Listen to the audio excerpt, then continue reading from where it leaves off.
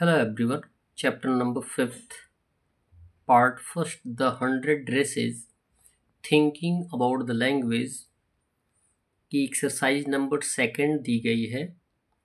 The narrative voice यानी कथावाचक की आवाज़।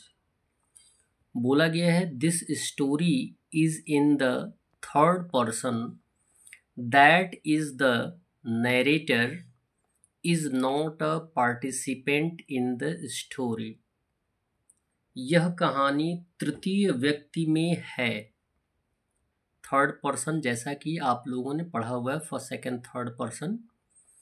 यह कहानी जो है वो तृतीय व्यक्ति में है, अर्थात कथावाचक कहानी में भागीदार नहीं है। The narrator is not a participant in the story। वह स्टोरी बता तो रहा है लेकिन उसमें कोई भागीदार नहीं है। दिया गया है but the narrator often seems to tell the story from the point of view of one of the characters in the story।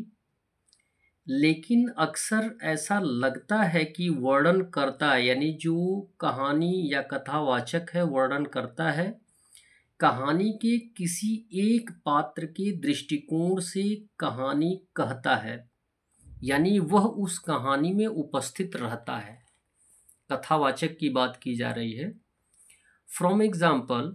For example look at the italicised words in this sentence. यानी उदाहरण के तौर पर इन वाक्यों में जो italicised words हैं उन शब्दों को आप देख सकते हैं।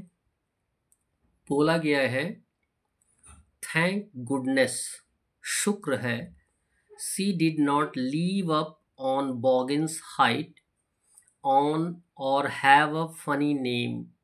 शुक्र है कि वह बॉगिन्स हाइट में नहीं रहती थी और न ही उसका कोई अजीब नाम था।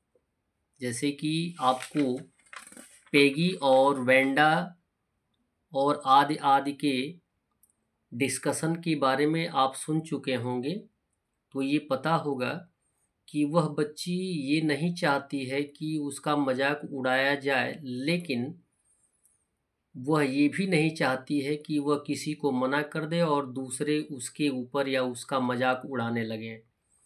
Whose thoughts do the words thank goodness express।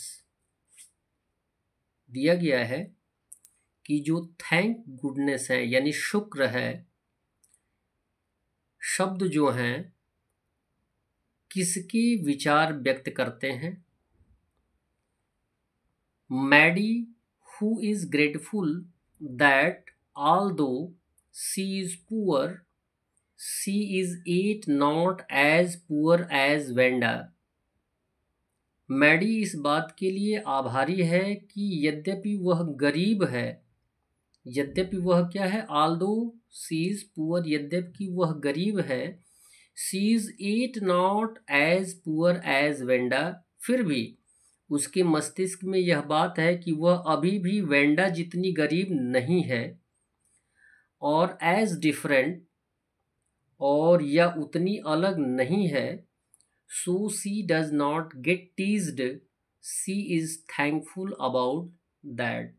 इसलिए उसे चिढ़ाया नहीं जाता, वह इसके लिए आभारी है। फर्स्ट दिया गया है here are 2 other sentences from the story. कहानी से 2 अन्य वाक्य यहाँ दिए गए हैं। ये कहानी के ही वाक्य हैं, फर्स्ट एंड सेकंड जो अभी हमने बताया है। उसमें अब आपको क्या बताना है ये दिया गया है कैन यू से whose point of view the italicized words expressed। क्या आप बता सकते हैं कि टेढ़े मेढ़े छपे शब्द यानी इटैलिसाइड शब्द जो हैं किसका दृष्टिकोण व्यक्त करते हैं।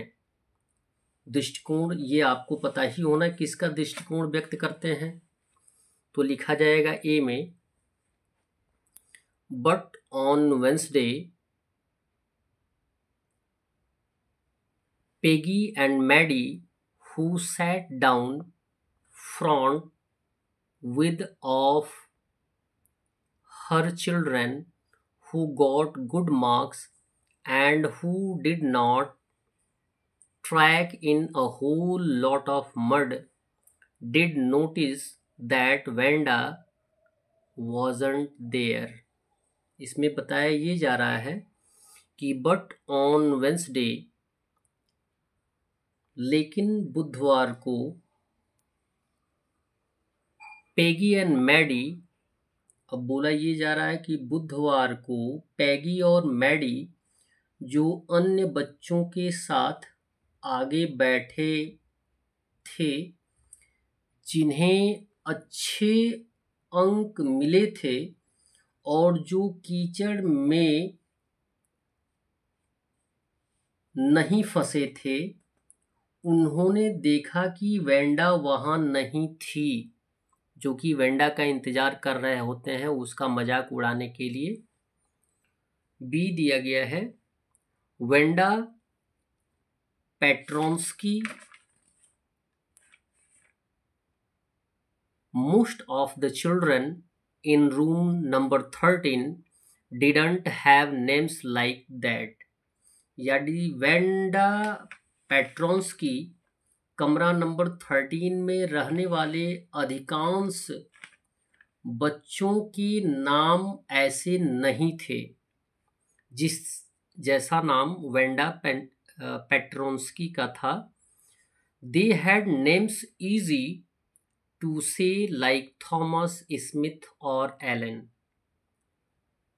उनके नाम बोलने में आसान थे, जैसे थॉमस, स्मिथ या एलन।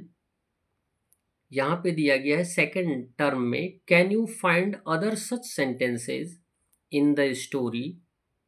क्या आप कहानी में दिए गए ऐसे अन्य वाक्य ढूंढ सकते हैं। You can do this after you read the second part of the story as well। और आप कहानी का दूसरा भाग पढ़ने के बाद भी ऐसा कर सकते हैं। ठीक है, कर सकते हैं। और कौन कौन से टर्म हैं जो दो एग्जाम्पल आपको दिए जा रहे हैं वो हैं, these are the view of Peggy and Maddie. ये पेगी और मैडी के विचार हैं। These are the views of author, और ये लेखक के विचार हैं। That's all. वीडियो को लाइक करें और चैनल को सब्सक्राइब करें। धन्यवाद।